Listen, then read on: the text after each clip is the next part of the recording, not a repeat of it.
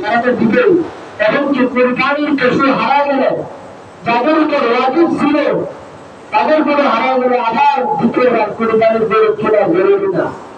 কিন্তু যাদের সমর্থ নয় সে নিয়োগ করতে হারা গেলে আবার কিনা কিন্তু দিতে হবে। এটা কিন্তু মাসালা খুব কঠিন। দরকার নয় আপনি কঠিন বানাইছেন, দরকার ছিল না আপনি কি করছেন কঠিন বানাইছেন। এই জন্য মাসালা আপনার জন্য কঠিন, যার জন্য কোরবানি বিশেষ ইচ্ছা করে যে আমি একটা কিন্তু হারা গেছে কোন সমস্যা নেই, কিন্তু ডাকুটা না ডাকুটা বলুন না। এই জন্য কোরবানির আগে সবগুলা যত কাজ লাগার দরকার ওইভাবে লাগাই দিবেন। কোরবানির হাতে গেছেন কোরবানির কিছু করার জন্য, দুজনকে নিয়ে গেছেন তাকে কিছু খরচ দিয়ে দিবেন।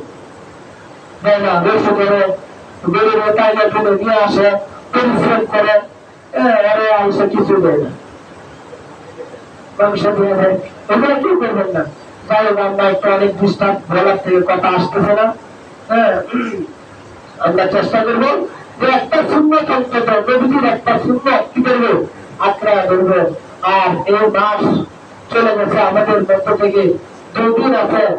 এই আরাফার দিন জিলহজ মাসের প্রথম থেকে জিলহজ মাসের 9 তারিখ পর্যন্ত রোজা রাখবেন। কি রাখবেন বলেন?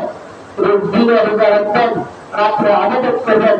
এক একটা রোজা এক একটা বছরের গুণা আল্লাহ তাআলা মাফ করে দেন। সুবহানাল্লাহ। আর আরাফার দিন আগে এবং পিছে 2 বছরের গুণা আল্লাহ তাআলা মাফ করে দেন। সুবহানাল্লাহ। বুঝলে কাছে না বলেন? আরাফার দিন বলতেছে এক একটা রাত, জিলহজ মাসের প্রথম থেকে 9 তারিখ রাত পর্যন্ত এক একটা রাত লাইলাতুল কদর সমতুল্য। সুবহানাল্লাহ। তাহলে ফজিলত কম না বেশি? বেশি। এইটার জন্য আছে আমরা এইগুলো আমল করবো ইনশাআল্লাহ। ঠিক আছে?